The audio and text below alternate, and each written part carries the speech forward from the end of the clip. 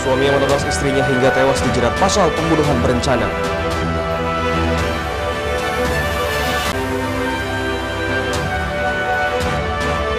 Ratusan orang tua siswa geruduk kantor Dinas Pendidikan dan Kebudayaan Provinsi NTB.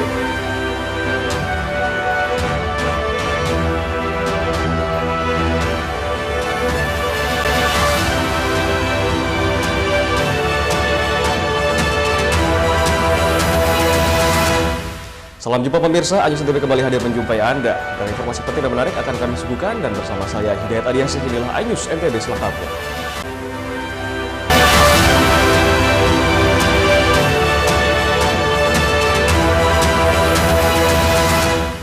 Informasi pertama kami dari berita hukum dan kriminal pemirsa. Suami yang menebas istrinya hingga tewas dijerat pasal pembunuhan berencana. Sementara itu berkas acara perkara tersangka akan segera dilimpahkan ke polisi kejaksaan untuk disidangkan. Di depan polisi, tersangka Muhammad Nurul Anwar, 30 tahun yang menebas istrinya hingga tewas, mengaku hilaf dan menyesali perbuatannya. Tersangka ditangkap setelah menebas istrinya Lilis Sukmawati, 29 tahun, hingga tewas bersimbah darah di rumahnya di wilayah Kembangsari, Kecamatan Selong pada Kamis 20 Juni 2024 lalu. Pelaku tega menebas istrinya karena sakit hati korban tidak mau membayar hutang pelaku ke calon TKI yang gagal diberangkatkan. Pelaku dan korban sendiri sehari-hari bertugas sebagai honorer di Dinas Tenaga Kerja dan Transmigrasi. Pelaku diduga menjadi calon TKI dan terlilit hutang hingga kerap ditagih para calon TKI yang tak kunjung diberangkatkan. Atas perbuatannya, pelaku dijerat pasal 338 Junto 340 KUHP dengan ancaman pidana penjara seumur hidup atau hukuman mati. Polisi menyita sejumlah barang bukti berupa pakaian, HP, dan parang yang digunakan pelaku menebas istrinya hingga tewas. Kami masih melakukan pendalaman karena mengingat memang si tersangka itu sebelum melakukan kegiatan itu meminjam sebilah parang ke paman korban. Seperti itu. Di sana ada jeda waktu yang dilakukan oleh si tersangka, sehingga sebelum menghabisi nyawa korban, dia melakukan peminjaman sebilah parang ke paman korban. Kini pelaku mendekam di sel tahanan Mapolres Lombok Timur. Berkas tersangka akan segera diserahkan ke kejaksaan untuk disidangkan. Dari Lombok Timur, Ramli Nurawang, iNews melaporkan. Ratusan orang tua siswa geruduk kantor Dinas Pendidikan dan Kebudayaan Provinsi NTB lantaran anaknya tertolak di jalur zonasi. Ratusan orang tua siswa yang tidak lulus jalur zonasi mendatangi kantor Dikbud NTB guna memastikan kepastian nasib anak mereka yang tidak mendapatkan sekolah di jalur zonasi, padahal para orang tua yakin jarak rumah menuju sekolah yang menjadi target sudah sesuai untuk jalur zonasi. Calon siswa justru digeser ke sekolah yang lebih jauh dari rumah. Putra saya kan masuk di SMU 2, di zona masuk juga zona tempat saya itu Perumnas. Karena ada tetangga mungkin ada jauhan, tapi sudah diterima. Ini sistem zona ini kan saya tidak paham apa diukur jarak rumah sampai ke sekolah, atau ada tambah-tambah poin nilai ke sana. Itu yang mau saya pertanyakan.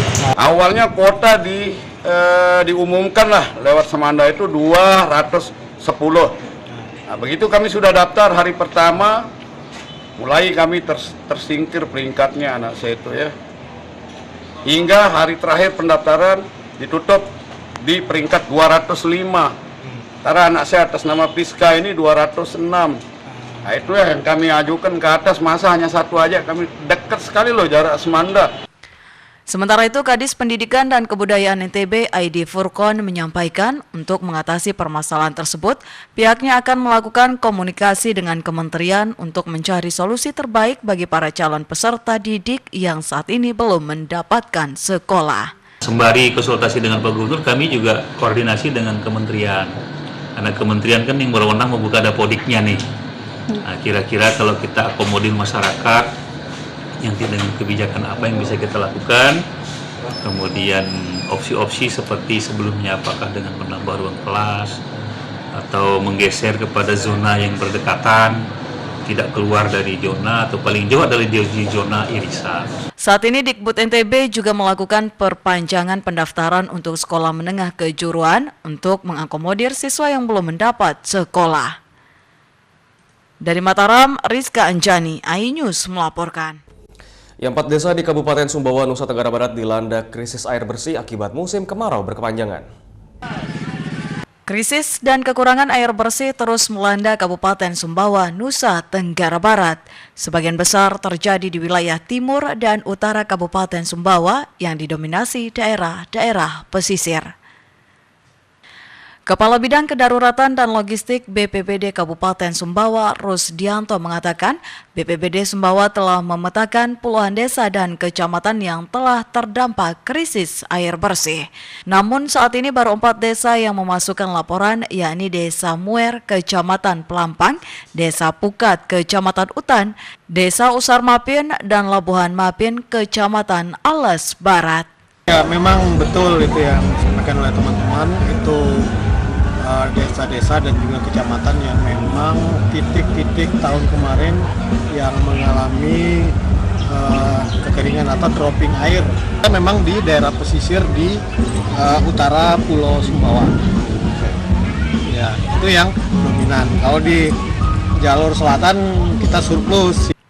BPBD Kabupaten Sumbawa terus menyalurkan air bersih ketika ada permintaan dari masyarakat melalui pemerintah desa atau kecamatan untuk penyaluran air bersih.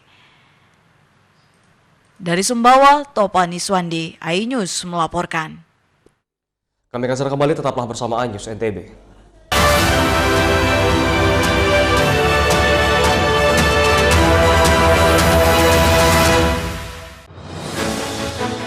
Update informasi terlengkap menuju prime time berkualitas bersama iNews. Selamat sore pemirsa. Ditindas oleh mobil tersangka memanggil mentan untuk dimintai coba memadamkan api. iNews sore setiap hari. Sore pemirsa, kita berjumpa di iNewsroom. Warga Palestina jadikan panggung orasi umur capres dan cawapres. Yang paling jangkau dan sangat iNewsroom setiap hari. Kita di iNews Prime. masa dari komunitas Menjaga Dikyang. Kan bahwa secara normal penduduk berada di Bandung, Jawa Barat. Memiliki komunitas. Kepanjangan. iNews Prime setiap Senin sampai Jumat. Inilah iNews Malam. Mengevakuasi korban mas yang salah sasaran. disertai asap hitam. Bicara pada menit ke-6 di Riau berjalan aman. CIC memberikan tarif promo. iNews Malam setiap hari. Hanya di iNews.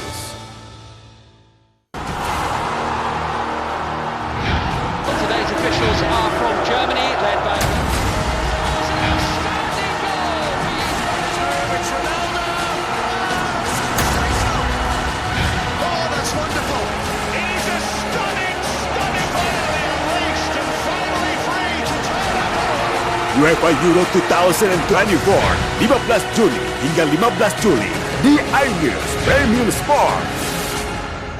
Selamat datang di iNews Today. Lengkapi pagi Anda dengan update informasi terkini.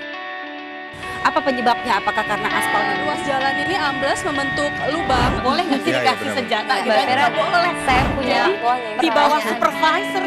Kita akan langsung bergabung bersama Giselia Nurahmat. Sejumlah bahan pokok mulai mengalami kenaikan. iNews Today setiap Senin sampai Jumat pukul 10 pagi di iNews. Today's officials are from Germany, led by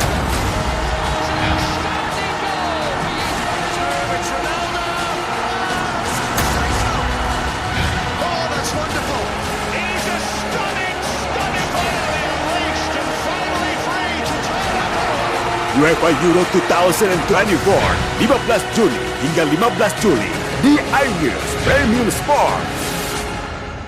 Mandi weekendmu bersama program kuliner spesial. Kalaparan, eksplor gokil wisata kuliner. Tempat makan yang jarang terekspos. Food Diary, mengupas sejarah kuliner, hidangan viral dari Nusantara sampai mancanegara. Mantap. Saksikan Kuliner Special Weekend, Sabtu dan Minggu pukul 10 pagi di iNews. Update informasi terlengkap menuju prime time berkualitas bersama iNews. Selamat sore pemirsa. Ditindas oleh mobil tersangka memanggil mentan untuk dimintai coba memadamkan api. iNews sore setiap hari. Sore pemirsa, kita berjumpa di iNewsroom. Warga Palestina Jadikan panggung orasi. umur capres dan cawapres. Yang paling jangkau dan sangat iNewsroom setiap hari. Kita di iNews Prime. Masa dari komunitas Menjaga Dikyang. Kan bahwa secara normal kedua penduduk berada di Bandung, Jawa Barat. Memiliki komunitas. kepanjangan. iNews Prime setiap Senin sampai Jumat. Inilah iNews Malam mengevakuasi korban mas yang salah sasaran. Disertai asap hitam. Bicara pada menit ke-6 di Riau berjalan aman. CIC memberikan tarif promo. iNews Malam setiap hari. Hanya di iNews. Hai, namaku Grini. Grini mau ajak teman-teman untuk menjaga bumi kita tercinta dari kerusakan.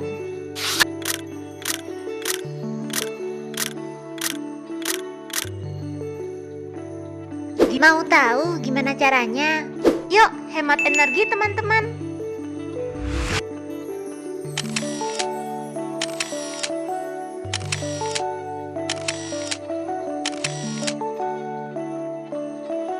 Kurangi penggunaan plastik sekali pakai. Terus mainan kita kalau udah nggak dipakai, sumbang ke teman lain yang membutuhkan. Bisa kan teman-teman? Yuk kita selamatkan bumi dari kerusakan. Untuk masa depan kita teman-teman.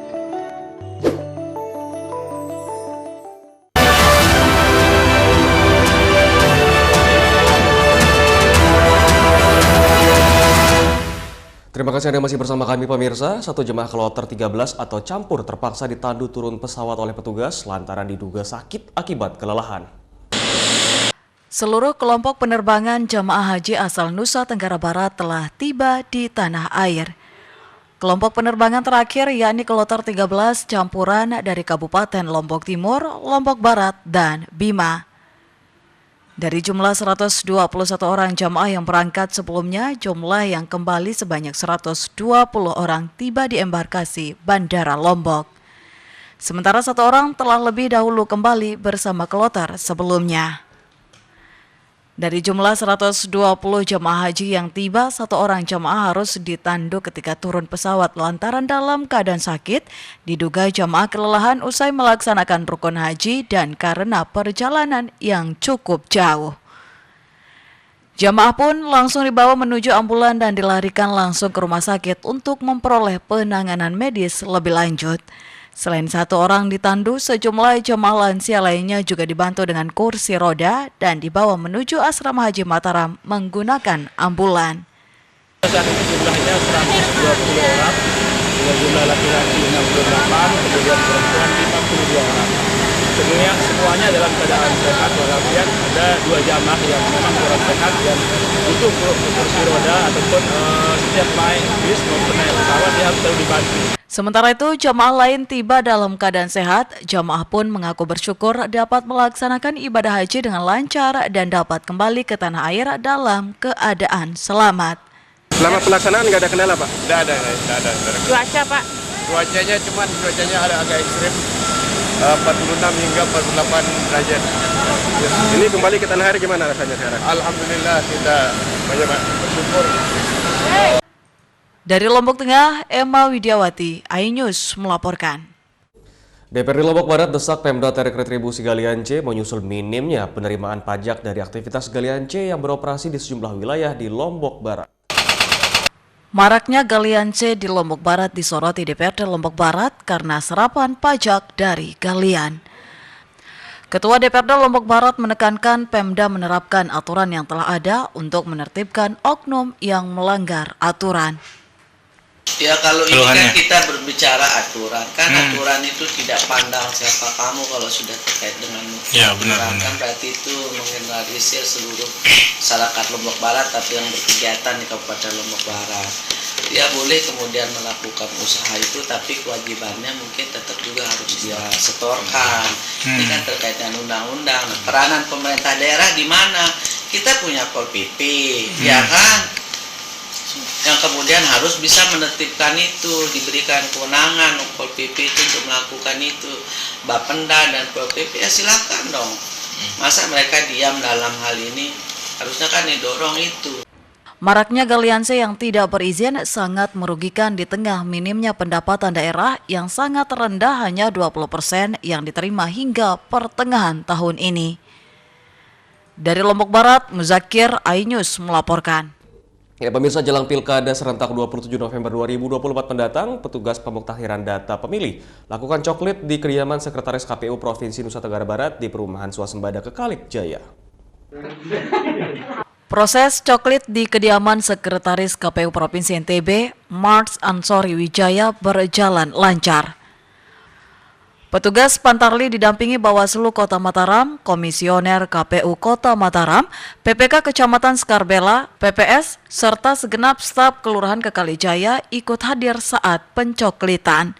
Kegiatan coklit merupakan upaya untuk menjamin hak konstitusional bagi warga. Tadi saya didata berserta 6 anggota keluarga, jadi 7 totalnya dengan saya sendiri. Keluarga saya ini di rumah ini sudah selesai dicoklit dan insya Allah akan jadi pemilik secara resmi. Komisioner KPU Kota Mataram mengatakan tujuan dilakukannya pencoklitan yakni untuk meminimalisir terjadinya kecurangan selama pendataan berlangsung dan sebagai upaya meningkatkan keakuratan data pemilih. Tujuannya adalah coklit, mencocokkan dan penelitian, artinya data yang dilakukan oleh Pantarli turun ke bawah untuk melakukan pencocokan dan penelitian. Apabila ada data yang ada, apabila ada yang tidak sesuai, maka dilakukan pencocokan dan penelitian sesuai dengan ketentuan. Dengan coklit ini diharapkan dapat menjadi jembatan penjamin keakuratan data pemilih yang tervalidasi. Untuk menjamin kelancaran pendaftaran dan mengantisipasi potensi pelanggaran oleh Pantarli, KPU melakukan monitoring secara langsung oleh pengawas dan online melalui aplikasi. Dari Mataram, Hari Kasidi, iNews melaporkan. Kami akan segera kembali, tetaplah bersama iNews NTB.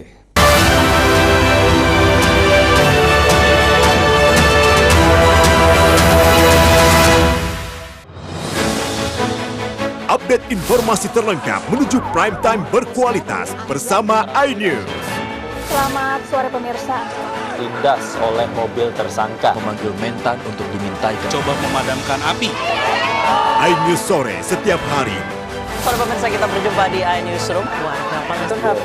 Jadikan panggung orasi. Umur capres dan cawapres. Yang paling jangkau dan sangat. iNewsroom setiap hari.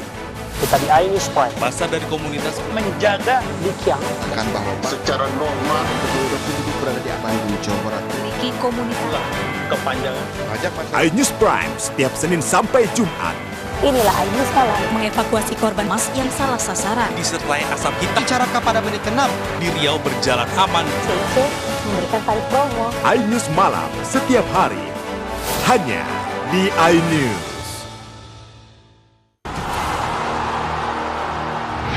Today's officials are from Germany, led by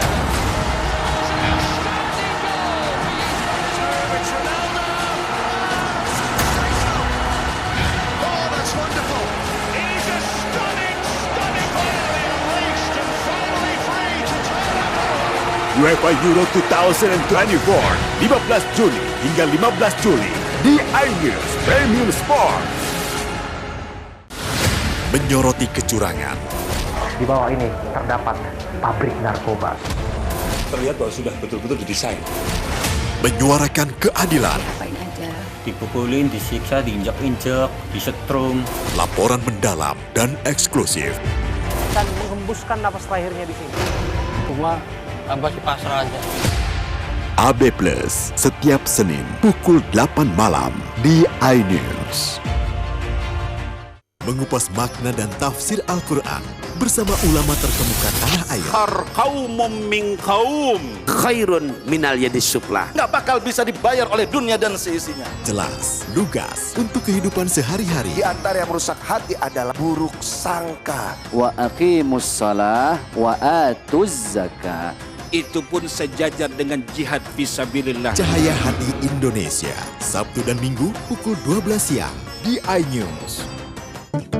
Halo teman-teman, saya mau mengajak teman-teman untuk menjaga kebersihan lingkungan agar tidak menimbulkan bencana seperti menyebabkan kerusakan ekologis, menyebarkan penyakit, menyebabkan terjadinya banjir, dan menyebabkan bau yang tidak sedap.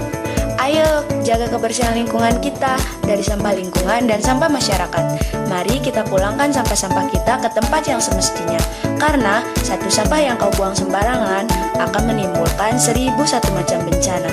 Namun, satu sampah yang kau buang ke tempatnya akan menyelamatkan seluruh alam semesta.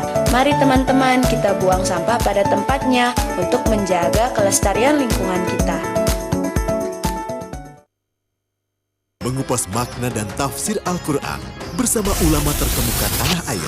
Kaumum min kaum khairun minal yadis suflah. Nggak bakal bisa dibayar oleh dunia dan seisinya. Jelas, lugas untuk kehidupan sehari-hari. Di antara yang merusak hati adalah buruk sangka. Wa aqimus shalah wa atuz zakat. Itu pun sejajar dengan jihad fisabilillah. Cahaya Hati Indonesia, Sabtu dan Minggu pukul 12 siang di iNews.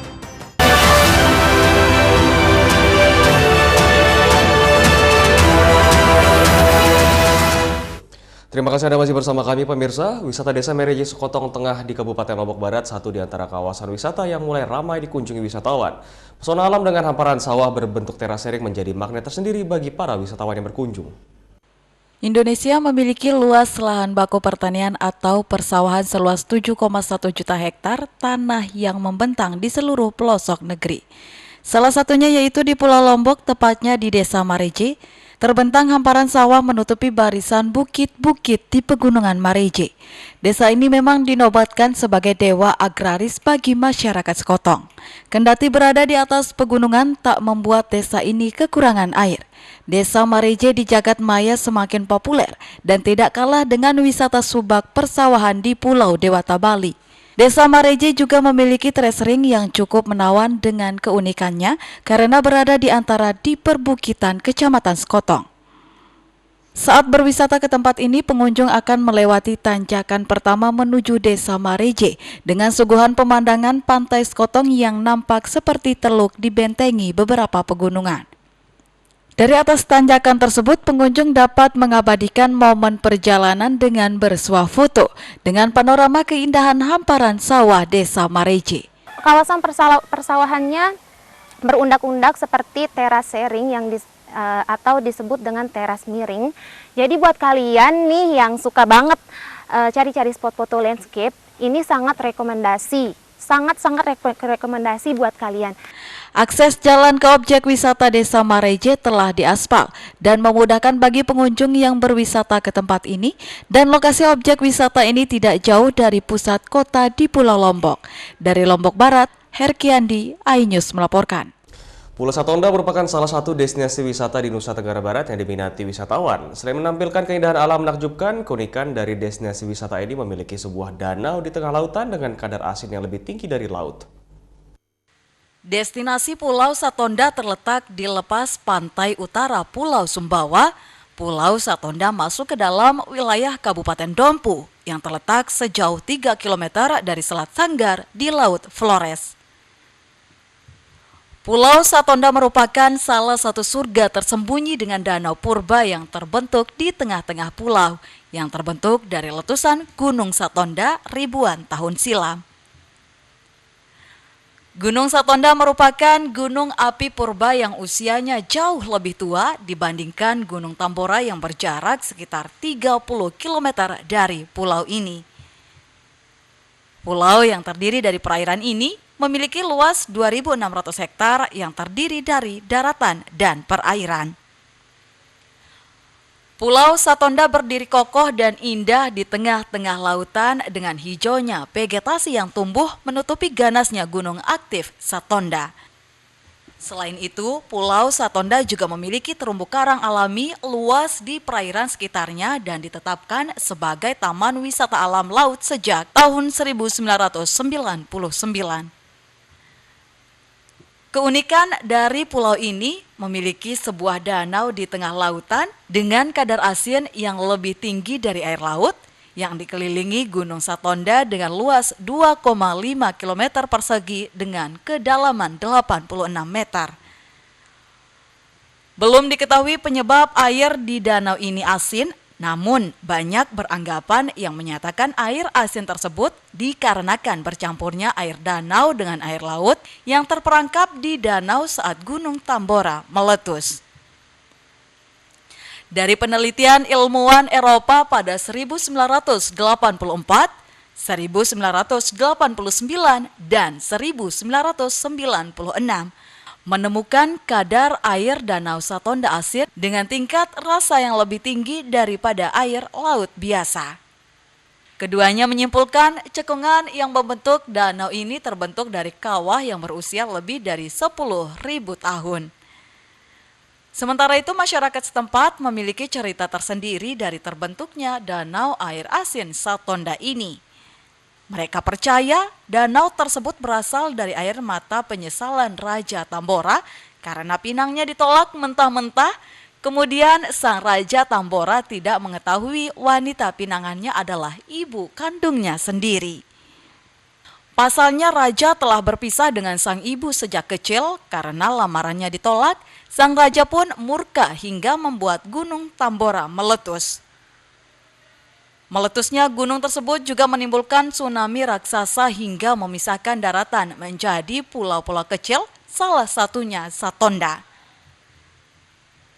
Selain itu, di pulau ini juga tumbuh suatu tanaman berupa pohon bernama Kalibuda dan masyarakat setempat percaya pohon ini bisa memberikan harapan dan terkabulnya permintaan bagi siapapun yang menggantungkan batu. Hingga saat ini hal tersebut masih dipercayai oleh masyarakat setempat maupun wisatawan.